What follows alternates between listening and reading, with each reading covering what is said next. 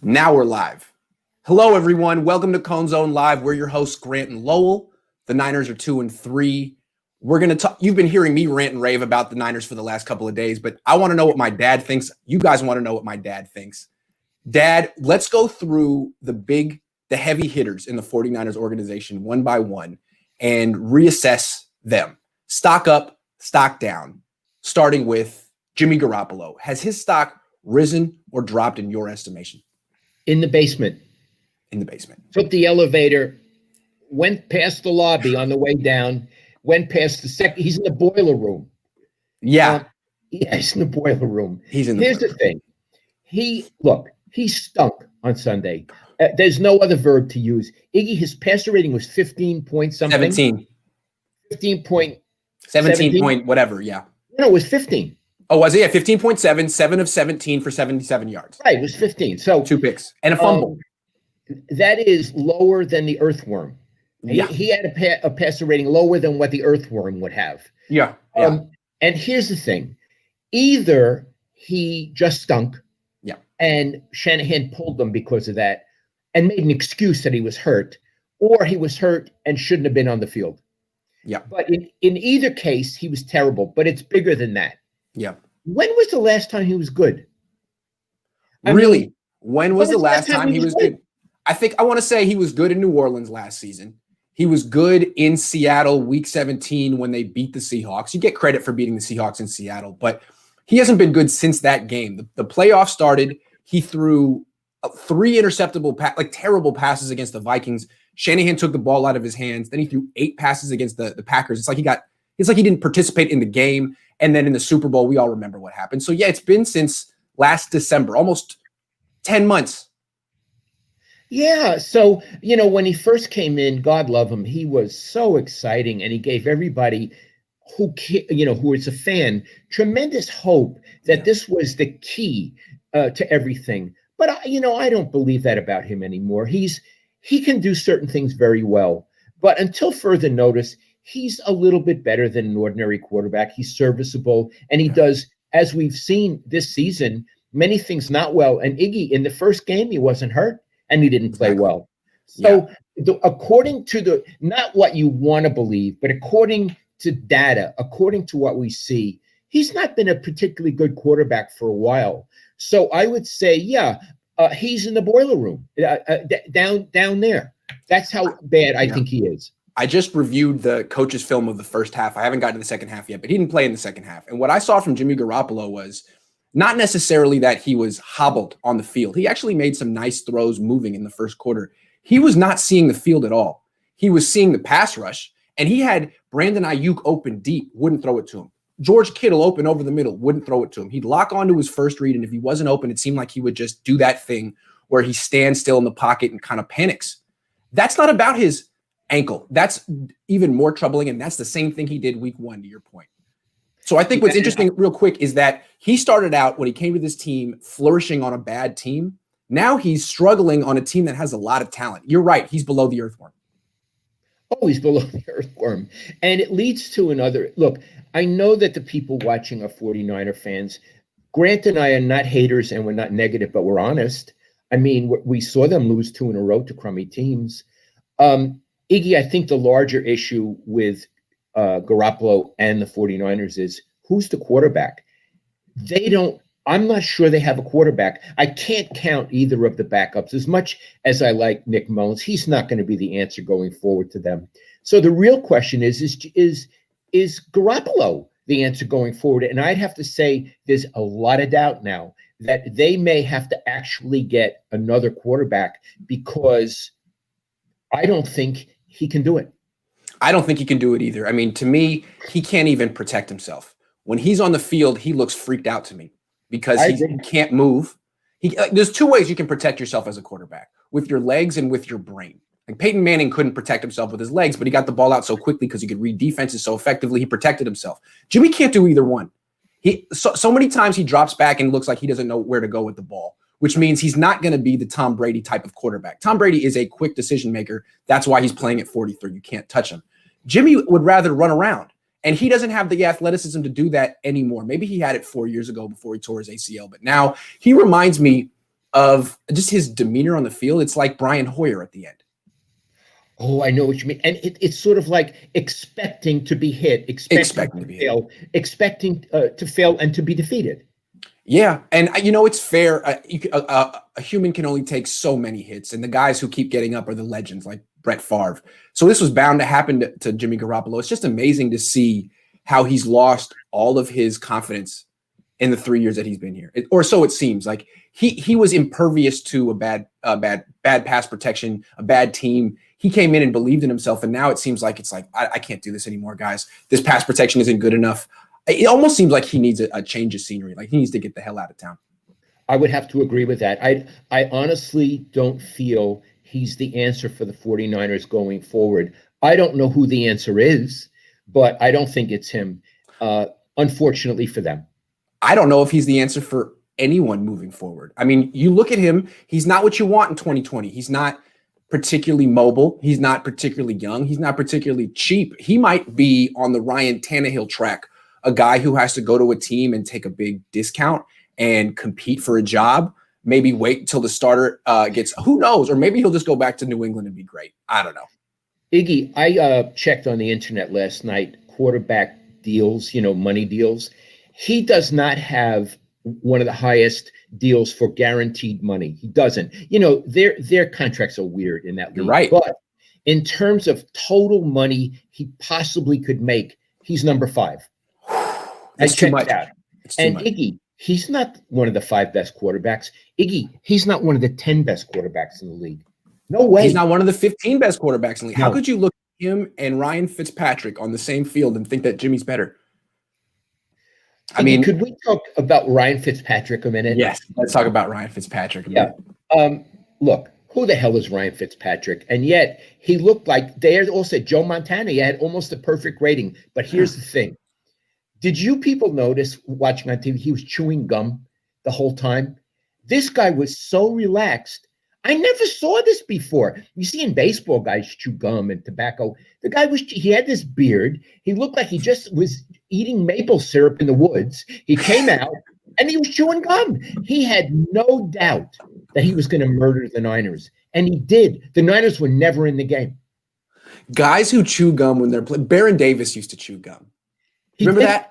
He would always chew gum during games. He didn't have a mouth. And it's like the most confident thing you could possibly do, right? It's like, I'm really not breaking a sweat here. This is like practice. So he eviscerated a great defense, supposedly, on the road while chewing gum. I love that guy. He could quarterback and chew gum at the same time. Do you think Jimmy Garoppolo's at the gum chewing level right now? No. I don't think he could play quarterback and chew gum at the same time. I don't think so. I don't think he's at the level where he could even swallow anymore. Yeah. Oh my God. Yeah. Okay. So the gum chewing, you got to look for that. If a quarterback can chew gum and play well at the same time, he might have something. Fitzpatrick has been in the league for 15 years. He's made quite a career for himself. He's this fringe backup who has the confidence of like Michael Jordan. I love that guy. Iggy, before we move on, and we should move on, let's name a few quarterbacks who could chew gum and play quarterback at the same time. Joe Montana. Joe Montana could. Russell Wilson could, but he's so serious. He's just a little general on the field. I don't know if he would. Who would actually do it? Aaron Rodgers doesn't have the joy in life to do it. Favre would have done it. Favre would have done it. Steve Young is a lawyer. He wouldn't have done it. No. Brett Favre would have absolutely done it. Yeah. All right. I'll tell you someone else. I got one more. Phillip Rivers. Oh yeah, Phillip Rivers would do it. Yeah. Rivers. Derek Carr, no. Hey, listen, no. But on this broadcast that we have often argued that Jimmy is a better quarterback than Derek Carr. I got to tell you, I take it back. I watched Derek Carr beat Kansas City. He looked great, and I always felt he was a nervous quarterback. Actually, he was composed as opposed to Jimmy. Okay, let's move on to our next topic. Okay, stock up, stock down, Kyle Shanahan. Okay, down. Now, he was in the penthouse, okay? Yes. So I'm not putting him in the boiler room. No, but he's not with the Earthlings. I say from the penthouse, which is on the 12th floor. Okay. He's on the 2nd floor. Okay. He's not to the lobby. He's not to the first basement. He's not to the boiler room. But he's now on the second floor, and the arrow seems to be going down on the elevator. Yeah, I think so. I'm going to tell you, if you don't mind, and then you can, whatever. I'll tell you some reasons I think he's gone down to the second floor. Okay. He didn't have his team ready to play against a crummy team and a nobody quarterback. He didn't have his team ready to play. No. He hasn't had his team ready to play at all this season. He beat the two Schlemiel teams in New Jersey. Okay, great. But they haven't won a game. But he really has not had the team ready to play, and he can't win at home. That's very bad. Yes. But I'm going to say something else. He's supposed to be a genius. Use that word. Now, we used it for Bill Walsh, who was. This kid, people talk about him as a genius. Okay, he's such a genius. In the last two games, he managed to make both of his quarterbacks look really bad. Yeah, he did. How much of a genius is that? Now, here's what I mean, folks who are watching now, and thank you. Let's go for Nick Mullins first. Here's a guy who really hadn't started a lot, who hadn't had a lot of experience. What I would think would be at the very beginning of the game, make it easy for him. Yeah. Let him get in the flow of the game. Don't make him do what you would ask Jimmy to do, if Jimmy could even do it. And that's the kind of philosophy that carries across all sports. Basketball, baseball. If you have a new starter in your basketball lineup, don't have him take a three right off the bat. Give him a layup first. Give him something to get in the game. Yes, keep going. Get in the flow, all of that. Yeah. So with that running game, they could have handed off a lot when Nick Mullins. I mean, they do well with that. And you're playing a team that has no offense. You don't have to score 30 points. Go ahead and run it. Yeah, and they had him do things with a certain degree of difficulty. So what I felt was he wasn't doing Nick Mullins any favors. And it's his job as the offense coordinator / head coach to help his quarterback, not to say, you're going to run my game plan, God damn it, no matter what, as opposed to, what can I do for you? And then with the same thing with Jimmy. Yeah. He had a running game that really was effective. As far as I know, Mostert got 11 carries in the whole game. That's it. What the hell is that? What the hell is that? What the hell is that? And again, he saw Jimmy was shaky. Yeah. Help him out. Let me give you a number real quick. First half, 20 called passes, 3 sacks, only 11 called runs. In the first half, when the game was still a game. I mean, you were down 2 scores. There's no excuse to get away from your game plan. I mean, what the hell is that? He called a very bad game. Yeah. And he did it at his team's expense and his quarterback's expense. And again, it felt to me like, I have a system, I'm going to run it. It doesn't matter who my players are. Yeah. Good coaches would say, forget my system. What's going to work today? And he didn't do it the last 2 games. And Iggy, I'm putting him on the second floor for that. I think he's really very rigid. Here's what I think about what he's doing. Because to me, he is a good coach. I mean, he showed it last year. So what is he doing now? This to me is a symptom of having a 6-year extension. I mean, you can't get fired. And I think every person in life kind of needs the fear of, if I do poorly, I might get fired. It'll bring the best out of you. So what he can do, last year, he needed to win games. So he did everything in his power to make sure he won games because he couldn't start his career with 3 straight losing seasons. Now he has no fear of getting fired. So he can just call offenses the way he wants. And if there are problems, he can blame the players and say, well, you got to execute. I need the players. I'm not going anywhere. So why don't you give me the guys who can execute these things? And it's like, if we go 4-12 this year, what are you going to do? Fire me? You're going to get new players. So it's like he is now has a blank check to coach however he wants and not take any blame. So, I mean, is that his fault? Yes. But someone created this situation.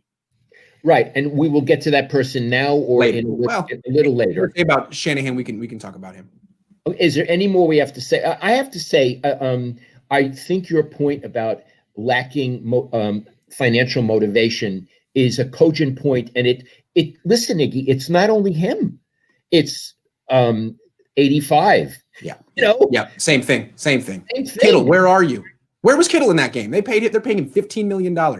And Armstead plays hard, but he doesn't always play effectively. I know you hurt his feeling last week. Sorry, Aaron. Okay. But the point is, a point that I've heard you make is they rewarded this team for failing. Yes. Yes. When did it come that you reward failure? They acted as if they won the Super Bowl. But Iggy, they didn't win the Super Bowl. They didn't lose the Super Bowl. They blew the Super Bowl. Yeah. How do you reward that? Yeah. Okay. And how do you think we just bring everything back and it'll be fine? No. Right. Okay. And they didn't bring everything back. They didn't bring Buckner back. Yeah, or Emmanuel Sanders or Joe Staley. We'll get to that later. Dad, stock up, stock down, Jed York. Oh boy, he's in the boiler room. Yeah. He and Jimmy are in the boiler room together. Yes. It's hot down there, so they're wearing shorts and t-shirts and sweating. And what they're doing in the boiler room, it's old-fashioned.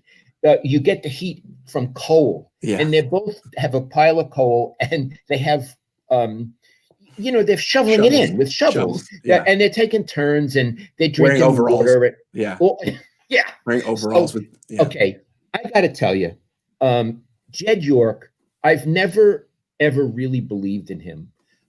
He did, well, he screwed up with Harbaugh, but he did apparently well with hiring Shanahan, but he repeated his pattern.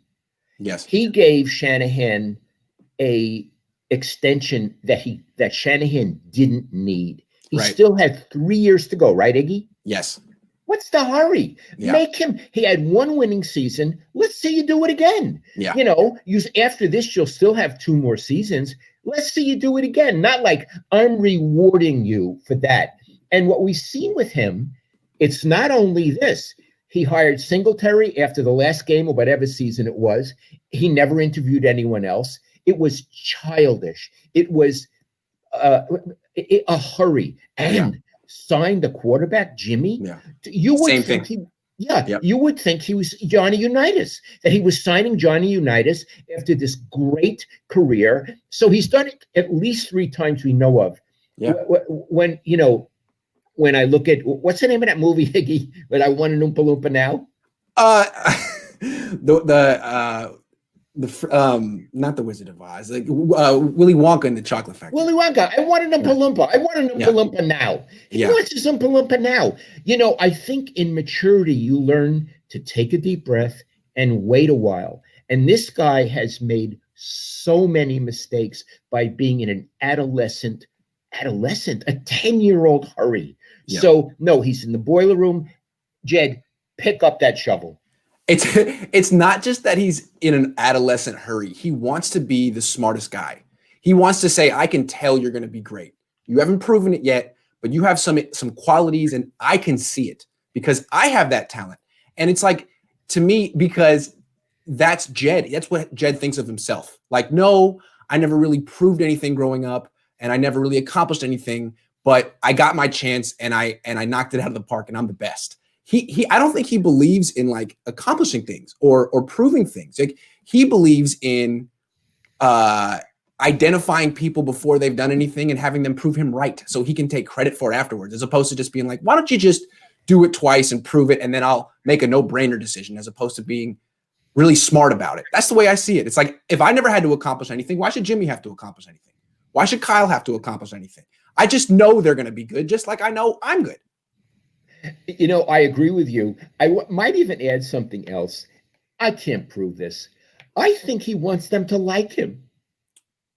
I agree. I think he wants Shanahan to like him, and it's like a fraternity, and he's the president, and he wants everyone to like. Yeah, he knows the handshake. He knows the handshake and the secret words. Yeah, pretty much. Right? Yeah. And I just think he's at that level. He wants these people to like him, as opposed to, you're a CEO of a major corporation. Yeah. No.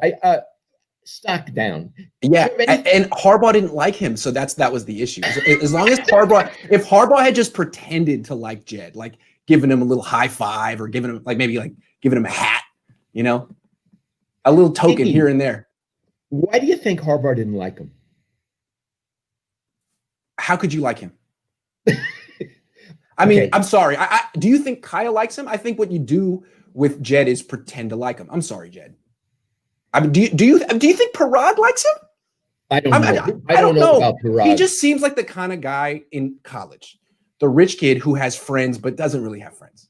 I'm Got sorry, it. Jed. You come across that way. The kind of guy who has people hanging around you, but they're all taking advantage of you, and they all think of you what I think of you. I just wouldn't lower myself to hang out with people that I have contempt for, but a lot of people do. Would you want him in your fraternity? No. Oh my God. No. If he was the president of a frat, I would not rush that frat. You'd go to the other frat. No, right? it makes everyone look bad. You can't have a nudnik like that, Schlemiel like that out front. Look, That reflects on all of us. I'll tell you another reason I don't think Harbaugh liked him. Harbaugh saw him for what he was. Yeah. An Omega man. What's that mean? Well, it's the opposite of it's the last letter. It's the last letter. Oh, the last letter. Okay. Or you could say beta, either one. Alpha. He's not alpha. He's somewhere between beta and omega. And Harbaugh has no respect for that. No respect. Right. No respect. No. Now, do we have a second topic with Jed? Yes. Okay. So a couple of weeks ago, we talked about the dinner table and where famous great 49ers coaches of the past would sit on it, or if they were even invited to the table. And we want to extend the table and offer out some further invitations. Are there any other people that you think deserve spots? Let's first say who's at the table. Sure. You got Let's Bill remind Walsh, people. Harbaugh. Jim Harbaugh, Seifert, Holmgren. Those four for sure. Yeah. Those four. And we had, hold on, we had Shanahan and Saleh at the children's table, and Mariucci. They're at the children's table. And in the case of Shanahan and Saleh, it's because they're new. We also had three others. Yeah. We had Chip Kelly, who wasn't invited, but I want to rescind that. Say he could park the cars. Yeah, he's valet. And say hustle. If you hustle, I'll give you $10. Yeah. And you see the little chubby guy hustling after a Mercedes or whatever. Right. He gets the little bounce in his step. It's not really a jog, but it's a little bounce, and that takes him from 5 to 10. Yeah, he can make some bucks. Yeah. And who else? There were two others. Mike Nolan was the maitre d'. He's the one who takes your jacket and walks you to the table, gives you the menu, and then leaves out of courtesy. He doesn't overhear. And Tom Sula was in the kitchen. Yeah, he's the chef, but not the head chef. He's just like in charge of making the sausages. He's the sous chef. Okay. Sous chef, yeah. Now we want to add some people because this is important. We want to add Mike Shanahan because he helped the Niners to win their 5th Super Bowl. He gets a seat at the table. He's at the table. Yep. I want to also put at the table John Lynch because he's quite a man. He deserves to be at the main table. Yes. And I'll tell you, it was a shanda we left off Eddie D. Oh, yes. I mean, he owns the table. He owns the table. Yeah. And he's bringing, and Carmen policy. Carmen brings the wine. Carmen brings the wine. I got to tell you, people, his wine, his cab, Casa Piena, is the best Napa cab I've ever tasted. If you ever want to give it a shot, how much is it? How much is it? 150. So it's not. You got $150 on it. There you on go. A Tuesday night. Yeah. Casa Piena means full house in Italian, right? It does. It means full house. All now, right. Is there anyone that should be at the main table that we're leaving out? Is there someone we forgot? Well, we got the former owner. What about the current owner, Jed York? Is he at the main table? Well, here's the thing. You tell where he should be. Well, you can't keep him out of the dinner entirely, but he doesn't get to sit at the main table. He's at the children's table. At the children's table. Yeah. Now, he can preside at the children's table. Yeah, that's right. He can sit at the head of the children's table and make. He can sit at Kyle the head Shanahan. Sit at. Now, here's the thing about the children's table. Yes. The table that all the grown-ups are at. Yeah. Is a solid oak table with a nice finish across. Nice finish and wood chairs. Yeah. The children's table is a card table and it folds. Yeah. It folds open. Yeah. And we'll put little party favors on it. Yeah, and there's no real reason to even put a tablecloth across it because you can mess it up. Well, I mean, who cares? We've had this in the family since 1984. I mean, it's right. Yeah. So, Jed, look, out of respect for you, you get to preside over the children's table, which, by the way, you're doing right now. Yeah. I didn't see that coming. All right, let's move on to the upcoming game against the Rams. The Niners are back on prime time because the rest of the country needs to see what's happening in Santa Clara. They're playing the Rams Sunday night. Do you think the Niners are going to win this game? Absolutely not. Yeah. Absolutely not. Again, fans, you're watching live. Lowell's a hater. Lowell's a jerk. But let me just give you my reasoning. I understand fans think, boy, they have a lot of talent, and they did really well last season, and they were much better than the Rams last season. Okay, I understand that, and they've a very talented head coach, and I would add a very talented defensive coordinator. They just lost 2 games in a row to horrible teams, horrible. And Philly, who beat them, immediately got beat right away. I mean, the only team they could beat is the Niners. So based on losing to the Dolphins, let's even forget Philly. Based on losing to the Dolphins a few days ago, what have they shown that they can do to threaten the Rams? I don't see them beating the Rams. I think their defense has a lot of problems. Now, Saleh, I think he needs to take some blame, but he did lose his 2 edge rushers. And that wouldn't be so bad if he had cornerbacks. Right. But he doesn't have any cornerbacks. And I don't think that's his fault. Yeah. Although Mosley's coming back, right? Yes. So that will help him, but he still won't have edge rushers. So I think they got a problem. Going against Jared Goff, who you could freak, but I don't think they could freak him out. Right. They have their offense, but the head coach doesn't seem to know what to do with his offense. Yeah. Plus, they're losing, and they've lost confidence, and they've lost the answers. Oh, no. Now, if they beat the Rams, that'll be a big deal, and I will come on here next week and say, man, I was wrong. I was very short-sighted. But as of today, on Tuesday morning at 11:25, I don't see how they're going to beat the Rams. Okay. I'm going to argue against you, not because I necessarily think the Niners are going to beat the Rams, but I think I can make an argument. And here's how they do it. You keep saying, I don't see what they can do. I don't see what they can do. That's the one thing I disagree with you. I know what they can do. They're just not doing it. They can run the ball. They have all their guys. They have Kittle, Mostert, Juszczyk, Trent Williams, Mike McGlinchey, and they're averaging 5 yards a carry this season, which is fantastic. They're just not running the ball. They're 19th in attempts. As we said earlier, they only had 11 rushes in the first half. To me, again, when Shanahan's job was on the line and he needed to win games last season, what did he do? He ran the ball. Now he has a 6-year contract, and he's like, let's throw. I want to throw. I'm bored with running. No, dude, you need to run the ball. It's working. You have Raheem Mostert. He might be the best running back in the league. So yesterday, I asked Kyle Shanahan why he isn't running the freaking ball, and he made a bunch of excuses. I'm going to write about this all week, and I am basically the de facto quality control coach on the team. I'm going to make sure that Kyle Shanahan runs the ball against the Rams because I have that sway in the organization, that kind of power.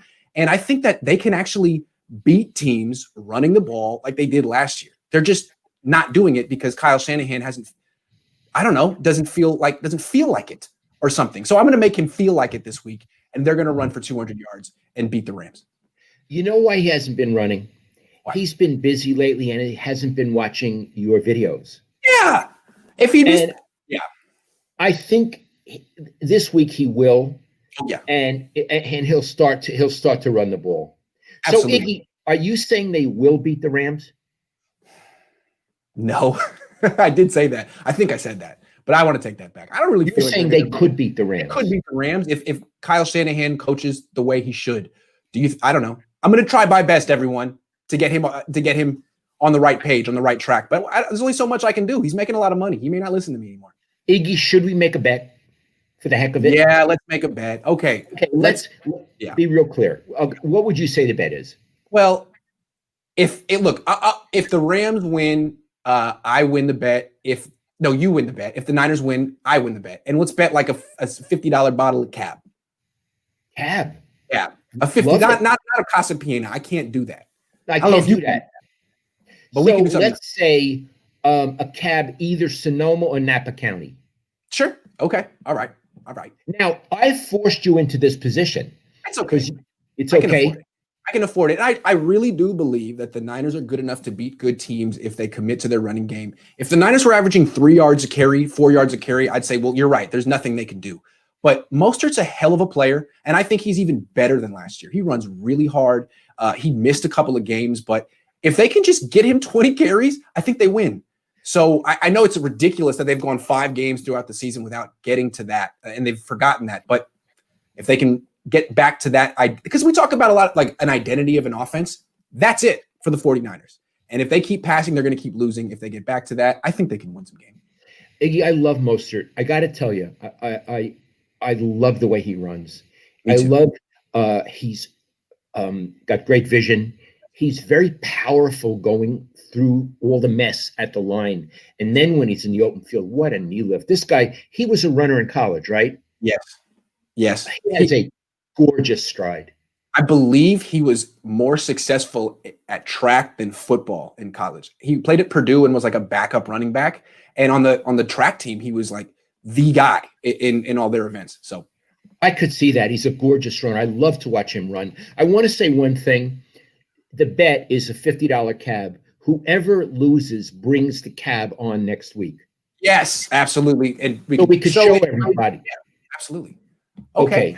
Let's go to the next prediction. So we've just argued about what's going to happen this upcoming week. Let's talk big picture. Do you think the Niners are going to make the playoffs this year? No, I don't. Again, I'm going based on past performance. Yeah. They have lost 3 games, 2 to crummy teams, 1 to a fairly middle of the road team with an excellent young quarterback. The only teams they could beat so far are teams that didn't have a win, which is pretty amazing.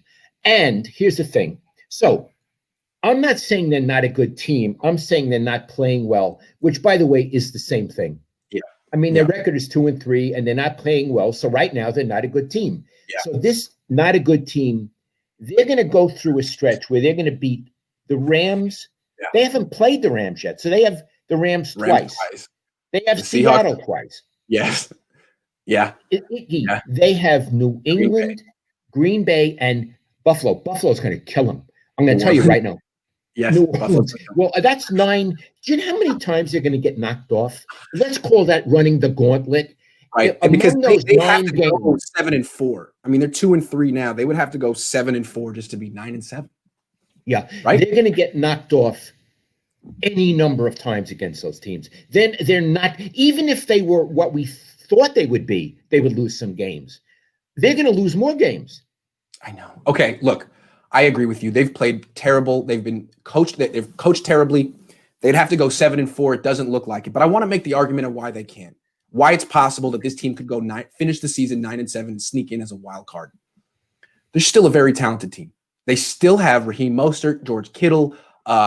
They still have Deebo Samuel, Brandon Ayuk, Fred Warner. They are way more talented than they've played so far. They should improve when they get their cornerback back, when they get Emmanuel Mosley back. They won't be giving up 40 points a game on defense. They'll be giving up 23, which is mediocre. And then on offense, again, if they can establish their identity and actually run the ball with the same level of persistence that they did last year, I think you can beat anyone. If you have that kind of a run game and you stick to it, you can compete in any game.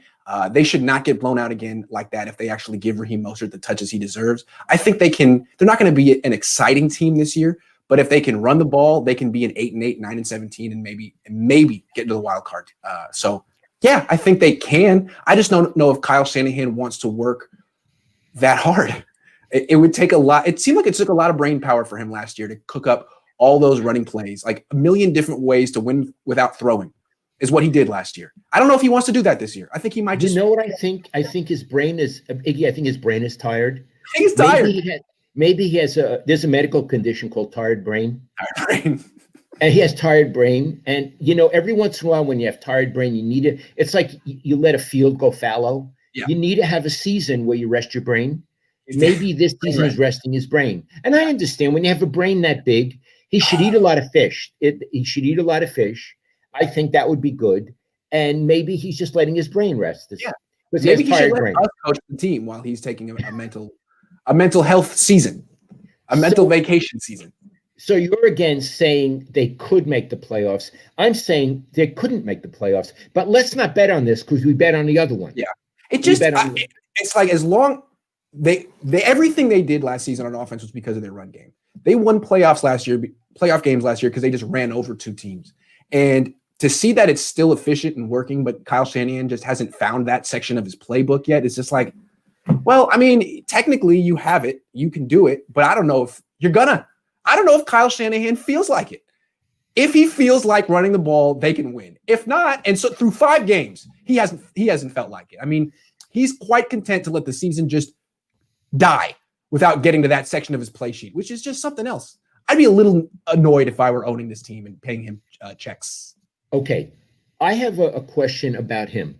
Yes. One of the reasons the Niners got blown out against the Miami Hoosiers was because they had that poor cornerback, Brian Allen, who I felt so bad for, Iggy.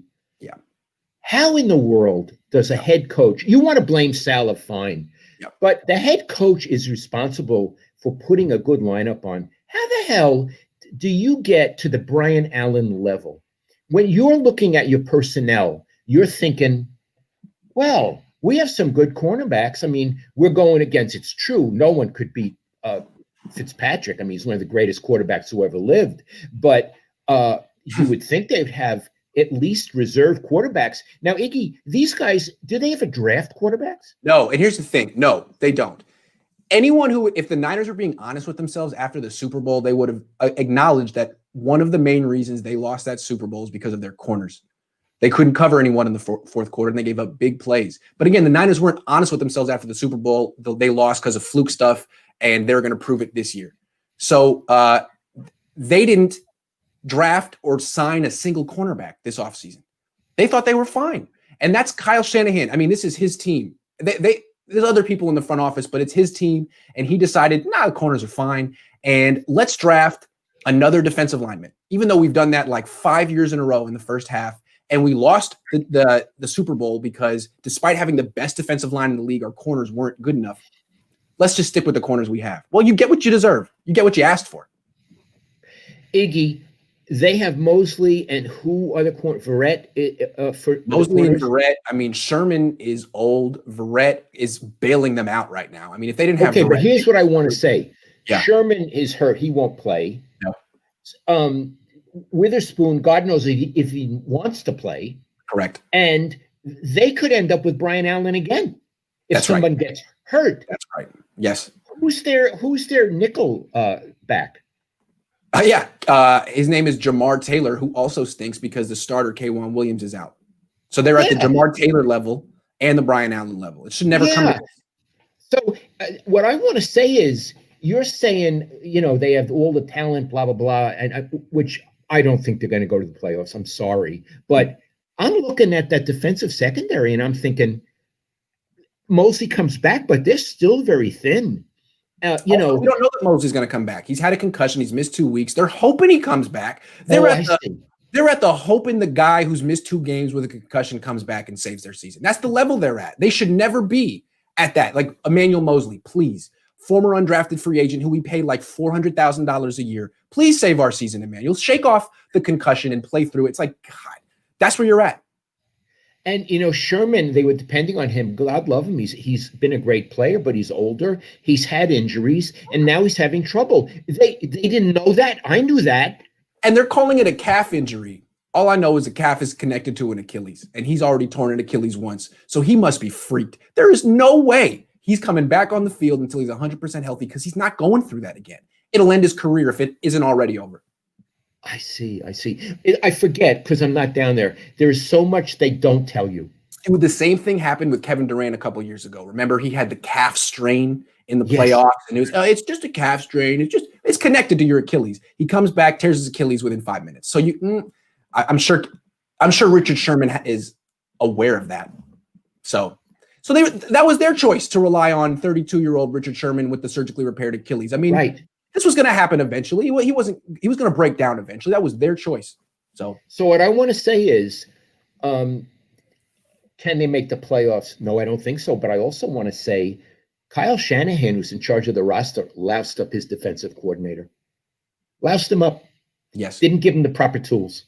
Yeah. And, Shanahan bragged about it after the draft. They said, another defensive lineman, you do this every year. And he goes, oh, yeah, this is how I've been building teams since I was a teenager playing Madden. Every year I would take Michael Strahan with the first pick. It's like, okay, so you're bragging about neglecting your defensive backfield. Yeah. The interesting thing is, look at the Dolphins. Their head coach, Brian Flores, came from New England. He's a Belichick guy. He's been there 2 years. He's doing really well. What they did to build their defense, the first thing they did was sign 2 big-time cornerbacks, give them a lot of money. They didn't build through their defensive line. They built through their secondary because it's 2020 and they understand where the league is going. Not Kyle. Kyle's stuck in 1997. I understand his philosophy, you would say, is outmoded. Yeah, he picks defensive players that would mess up his offense, because you saw what happened when he went against a good D line with the Eagles. That's all they had, and they shut down his offense. So that works against him. But if you're going against other offenses, like typical NFL offenses that are in the shotgun, that don't look like 1984, like Shanahan's does, well, you need a lot of corners. You need a lot of corners because the ball comes out so fast. The defensive linemen don't even have a chance to rush the quarterback. He builds a defense to stop his own offense, not to stop other offenses, and that's on him. You know, I have another question. I know we have one more topic, but you're not in a hurry, are you? No.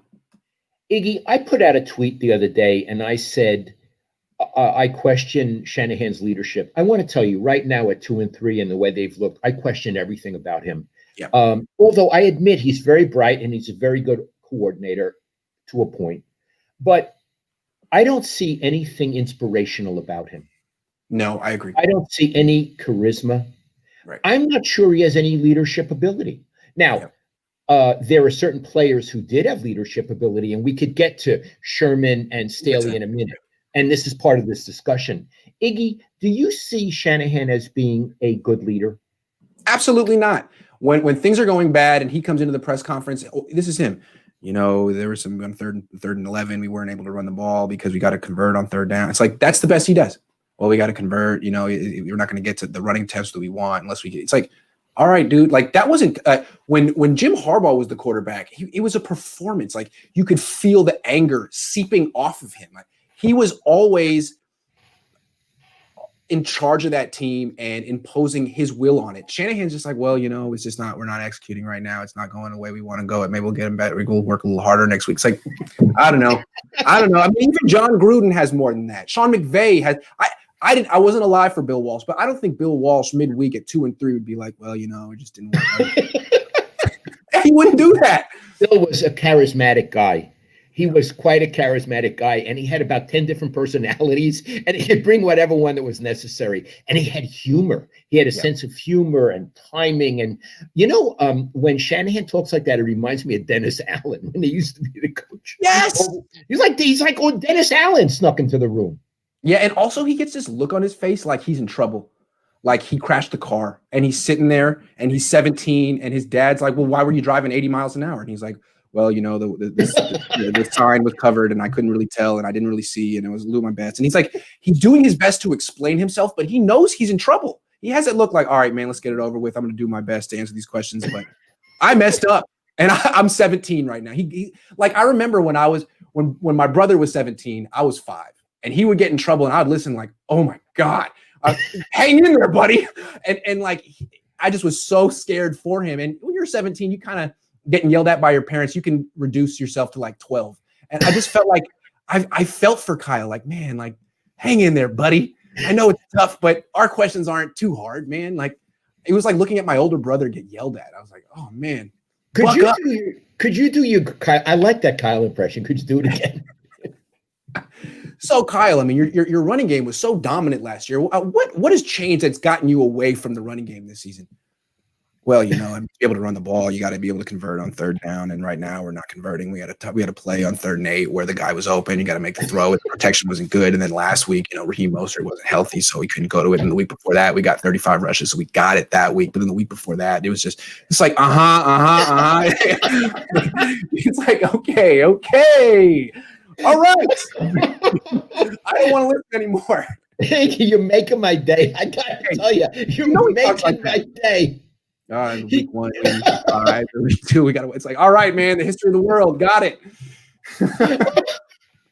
You know, the people at the Niners they're going to watch this. You know that they've assigned someone to watch you. They hate you, right? So much. I mean, I would hate me if I were them. I mean, their job is to hate me, I guess. But my job is to make fun of them. They're 2-3. If they don't want to be made fun of, they should be 5-0 or 3-2, at least 3-2. Oh, but you know what? It's not kind to make fun.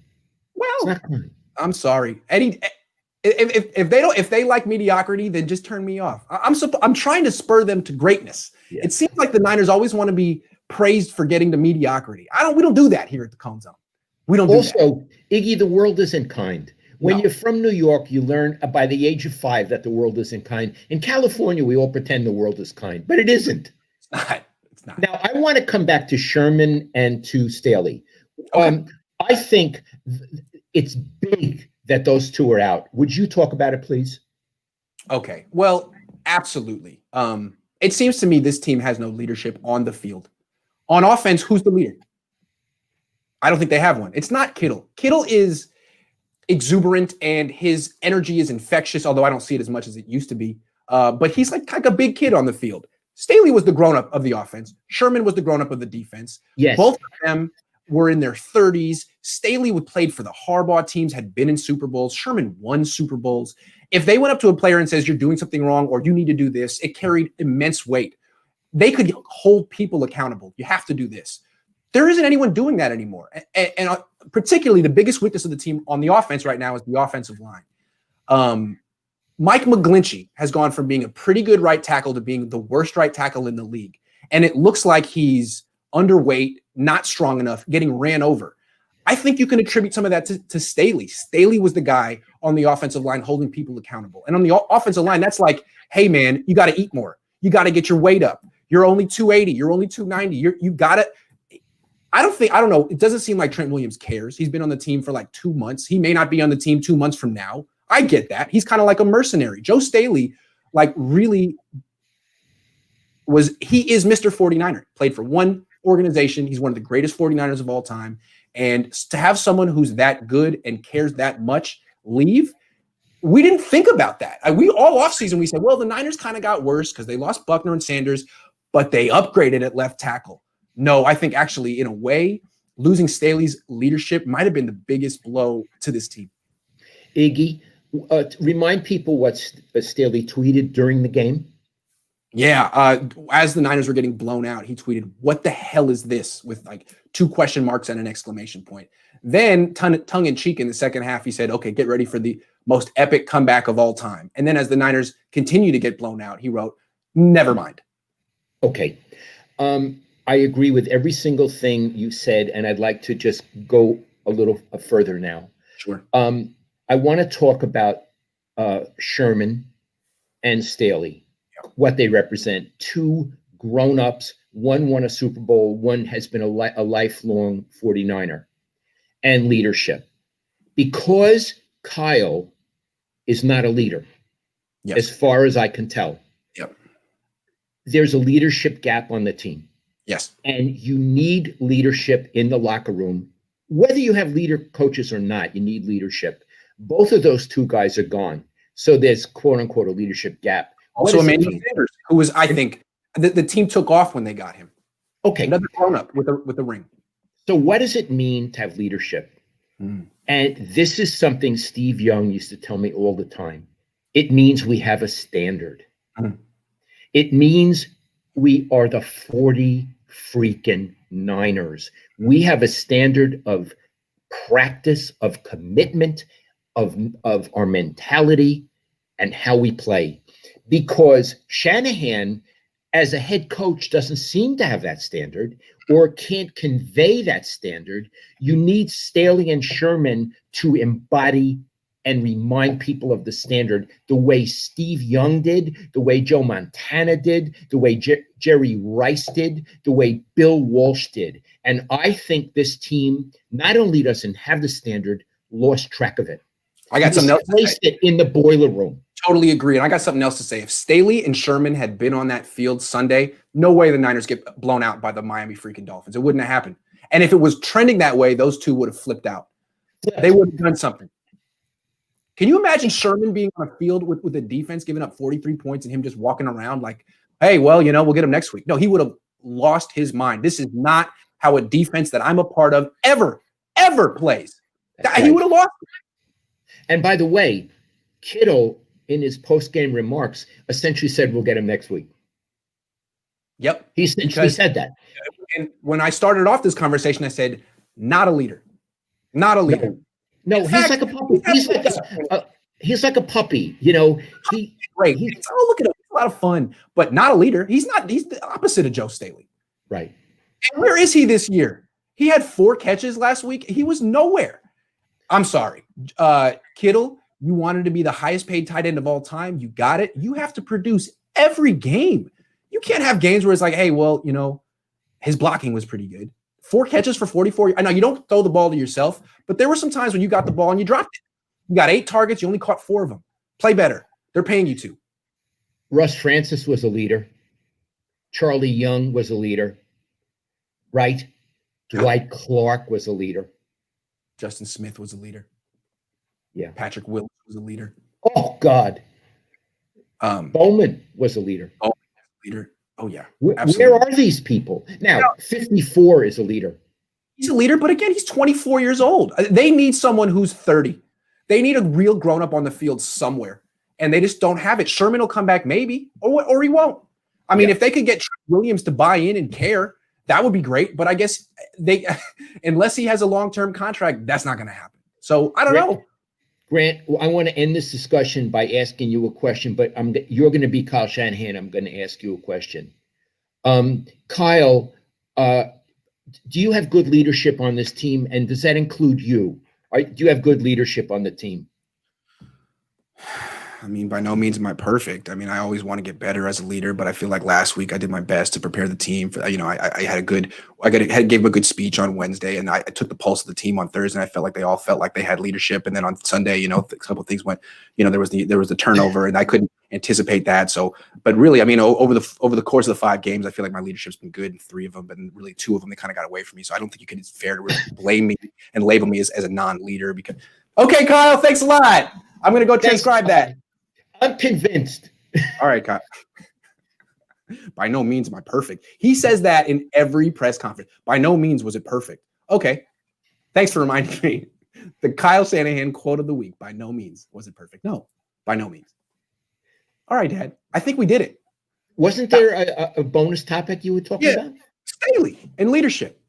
Oh, that we did. We did that one. That was a good one. Is there anything else you want to talk about? See anything good on TV recently? No, I'm just thinking about I'm going to enjoy that cab, but Iggy, I'm going to drink it with you. Okay, fair enough. That's fair. Yeah. Okay. Does anybody have any questions for us? Let's see. We're live, right? We're live. Does anyone have a question for us? Question from Vish Kumaran. Compare and contrast Kyle and Mike. Well, I knew Mike, and Mike won 2 Super Bowls. I've never met Kyle. Mike was a very serious. Okay, I'm going to be really serious about this. Okay. He was a very bright offensive coordinator and a very good leader, but he got run out of the Raiders. Because he didn't know how to get along with Al Davis. He thought, I believe, when he went in, that he would run the show, and he didn't understand what was going on there. He had to be humiliated in order to grow. Yes, that's true. Everybody, and I mean everybody, gets knocked out. I've been knocked out. Iggy's been knocked out. Joe Louis got knocked out by Schmeling. Everybody gets knocked out. The question is, what do you do about it? And Mike Shanahan needed to get knocked out to turn into an all-time great coach.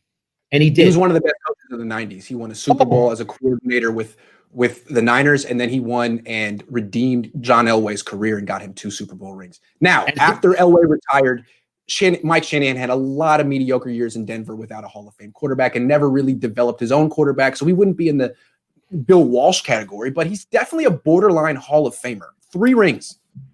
Yes, that's what I think. Yeah. And I'm going to give him a word, gravitas. Yes. I don't see that his kid has that.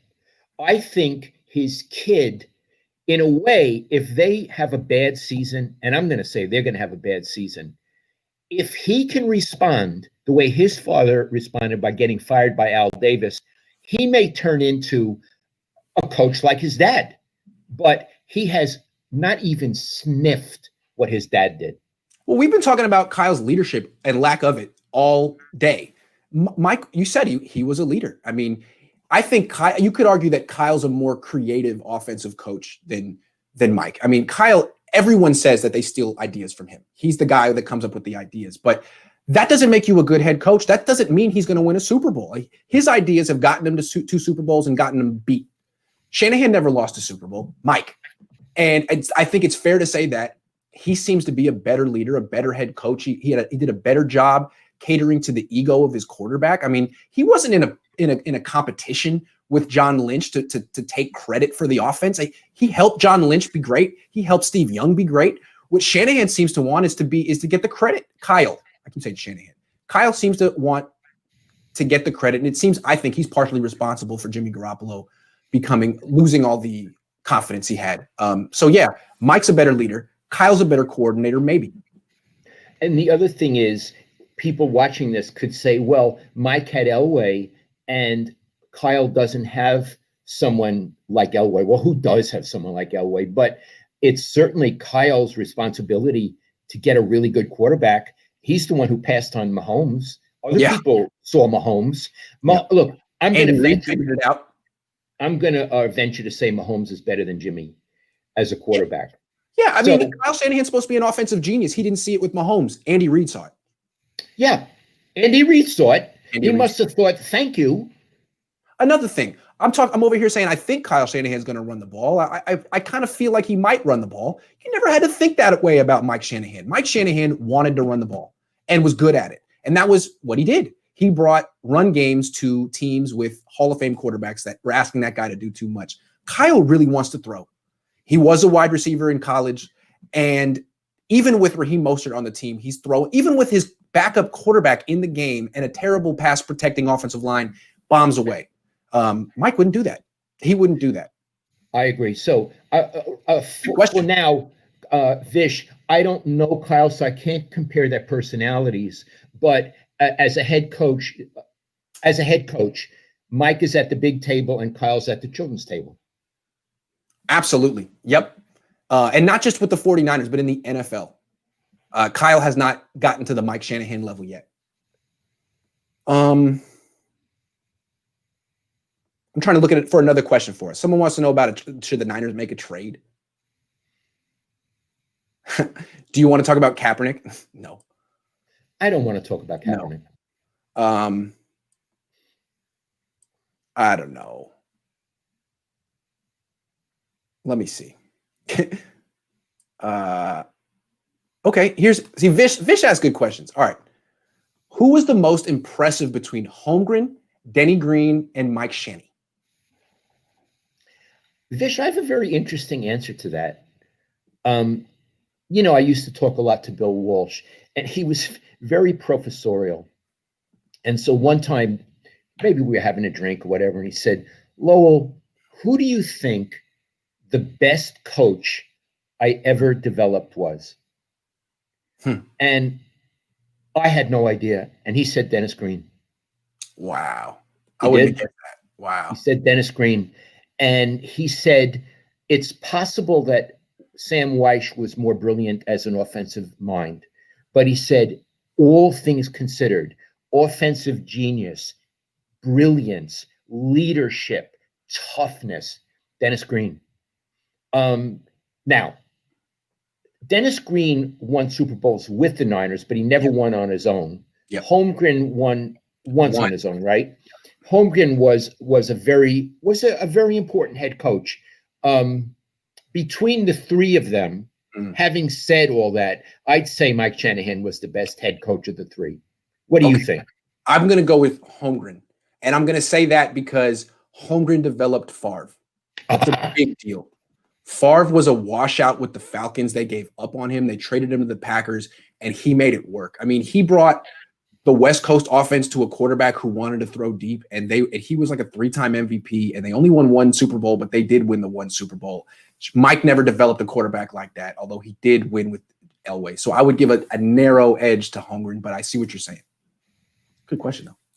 It's a very good question, yeah. Yeah. And it's interesting that Walsh answered the way he did. I mean, no one would guess that Walsh would feel that way, that Denny Green was the one. Now, I want to say something about Walsh. He was very complicated. Sometimes when he said blue, I thought he meant blue, but he really meant yellow. He was Yes. that complicated. Yes. So if he said Dennis Green, who knows if he really believed it or he just said it for whatever reason. Yeah, he liked the way Who it sounded knows? at that time. Who knows? Who Yeah. knows if he really meant it? Maybe he was threatened by Holmgren. Yes. Maybe he thought Holmgren was a better head coach and he was threatened and he didn't want to give Mike credit. I'm not saying that's the case. I'm saying with Bill, there was always a gray area. You know, actually, Sean Shepper, who just gave us a $2 tip, thanks, Sean, said that Mike developed Elway. You know, he has a point because Mike was in Denver all throughout the 80s when Elway was a younger quarterback. So you know what? Maybe Mike does get the nod over at Holmgren because he did develop Elway. He was there the whole, like he had a couple of years with the Niners, but he went and the Raiders, but he was with Elway at the beginning and Elway at the end. So fair enough. Thanks for the tip. Good call, Dad. I'm gonna say that you were right on that one. So Iggy, you can get tips on this? Yeah, people can actually pay us directly. Isn't that nice? Well, So I don't actually get paid. You do. But here's what I want to say: the $2 that can go toward the $50 cab. So now you're only in for 48. Yeah.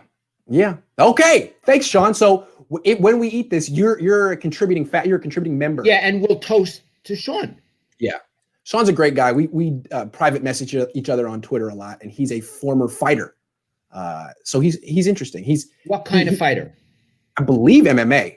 Sean, correct me if I'm wrong. But yeah, he's an interesting guy. Okay.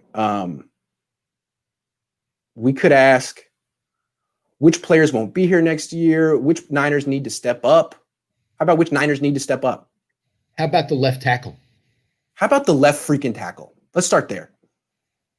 He was supposed to be the main reason the Niners got better. Everyone was like, yeah, they lost Buckner, they lost Sanders, they replaced him with rookies, but they got Trent Williams. They upgraded from old Joe Staley to the best left tackle of all time. He's going to improve the pass protection. He's going to improve the run game. The ripple effects throughout the entire team are going to be unreal. And so far, he's actually been one of the worst players on the team so far. Not because he's physically unable. I don't know what's going on. So if he could step up, that would be great. If they could get what they expected from him. That's one. How about the right tackle? Yeah. How about the right tackle, Mike McGlinchey? Another guy who's not getting replaced anytime soon. He needs to finish out the season. He needs to, I don't know, eat like 8 Big Macs today and hit the weight room. He just looks, I don't know what he weighs, but he looks underweight and he looks not strong enough. Whenever he gets pushed around, he gets pushed back. Don't you see that? He looks very weak. He looks like a tight end. Like he's ill or something. Yeah, absolutely. So those are the two. If those guys don't start playing better, the Niners have no chance. I got more. Any quarterback. Any quarterback. I don't care who it is. Yeah. Any quarterback needs to step up and take your pick. Do they even have a stepper-upper at that position? You might have to call Jeff Garcia. Oh, he was so worked up after the game. I love Jeff Garcia. Jeff Garcia acts like he still thinks he should be in the league and got snubbed. Right. Like, I'm 55, but I'm in shape. Why don't you check me out? Give me a chance. Give me one chance. I'm going to tell you somebody else who needs to step up. Kyle. Yeah, I agree. Kyle, do you need to step up? Well, I felt like I did step up in the first game of the season. I mean, we had some bad plays, but really the plays were there to be made in the second game. I mean, it's hard to fault me for not stepping up against the Jets, but against the Giants, we definitely stepped up. So yeah, I mean, I think 4 out of the 5 games this year so far we stepped up. But is that really the issue going forward? Like whether or not I think we need to work hard and I like the effort I'm seeing from my players right now. But to say that one guy, it's a team issue right now. It's a team issue, and I don't think one guy we need to come together and all step up. So yeah, I don't know. Do you think he's going to stop talking like that if I keep making fun of him? Like, think he'll change? I wouldn't want to get made fun of like that. I think it's a valid point too. He needs to liven up a little bit. I think he needs to show more passion. He needs to do something. It's a bad look. Yeah. It's like, hey, it's kind of looked like he just doesn't care. When that's what he projects. I'm not saying he doesn't care, but that is like I mean, even Mike Singletary was trying so hard to show you guys that was what he was trying to do. And you kind of that kind of made you giggle too. Remember that time when he came out and gave the motivational speech? And can you tell that story? I love that story, and these people don't remember it. Okay, They will go. They had lost some games, and it was that Monday press conference, and it used to be in that room. It was before the auditorium. It used to be in that defensive meeting room. It was very small, and he was up there. He was a preacher, and he was like preaching. I want winners. I want winners. And if I remember correctly, he kept saying, "We're going to turn this around. I know we're going to turn." He was like giving a speech like he would give to his team. Like, I know we got a bad record. We're going to turn this thing around. And then you went in.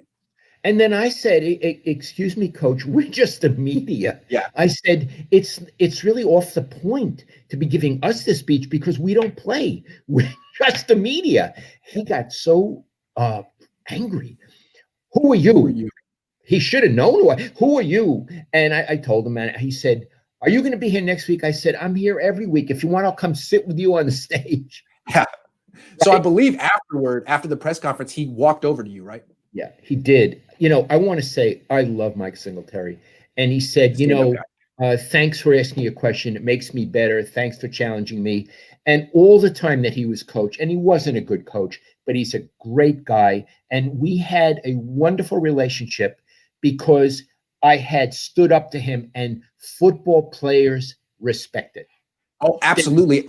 Mike Singletary is one of the ultimate alpha males in football history. Another guy who's like that, John Lynch. Oh, absolutely. And they respect a journalist who doesn't cower. I remember one time you and I were in D.C. and they were playing at the time the team that was called the Redskins. And 10 years ago. Yep. Was that your first road game, Iggy? 2011. Yep. About 9 years ago. You and I had lunch before the game in the eating room, and there were other Bay Area journalists there. And Balky was he was a big shot. He was on campus at the time. People thought he was a genius. And there was probably like 10-0 at the time. He was a big deal. And there was one Bay Area journalist who, after we left the eating room, ran after Balky. That's not an exaggeration either. It was a after, and Balky didn't break stride or even look in his direction. And he was essentially, in a metaphorical way, kissing butt and trying to curry favor. And I said to Grant, "Doesn't he look like a dog? Doesn't he look like a dog running after the spaniel? Hey, yeah. Come over here. That happened, right? It did. And you said, don't ever do that. Don't ever do that. Business to act like that. They'll come to you. They'll come to you, and you've learned that. They come to you. And I have a good story about coming to you. It's baseball, but whatever year it was, the Giants had cleared out Cincinnati Reds in Cincinnati. And I went out for a drink with Tim Kawakami afterward. And at the same bar was Larry Baer. He was at one table in the bar and I was at another. And Tim saw him and he started to levitate. And it was clear to me that he was going to go over to Larry, which, again, you don't act subordinate. And I put my hand and I grabbed him and I said, "You sit down here, Tim. He's going to come to us." 10 minutes later, he came to us. "Hey, guys, you mind if I sit down?" Sure, Larry. Let me get you a glass of wine." And we sat. And it was a lesson to Tim. You don't act like a Cocker Spaniel. They're coming to you. Yeah. And don't let him think that people will treat him that way. That people will act like Cocker Spaniels around him. Don't do that. Like, do it for the brotherhood. Do it for the profession. Come on, have some pride. Iggy, I said to you in DC, don't ever act like that. Ever. And it's a bad habit. A lot of sports writers feel like the ticket to success for them is to get in with someone in the organization. Don't sell your soul. Young journalists, aspiring journalists out there, don't sell your soul. You don't have to do that. We didn't. And look at us. Look at us. You can practice this at home. You practice not kissing butt. You can practice 24/7 at home. I mean, how do you think it would feel to go run up to someone, have that person look at you, look away, and keep walking? That's right. And then to still pursue them? I would never do that. Yeah. Not even in elementary school. No, got to have some pride. Because otherwise, then we really are the creatures they think we are. That's right. And they think we're creatures. All right. Well, I think that's a good place to end it. Okay. On the creature note. Thanks everyone for watching. We'll be back next Tuesday at 11. Dad, I'm going to call you. I'll call Yiggy. I'll call you. Call me. Okay.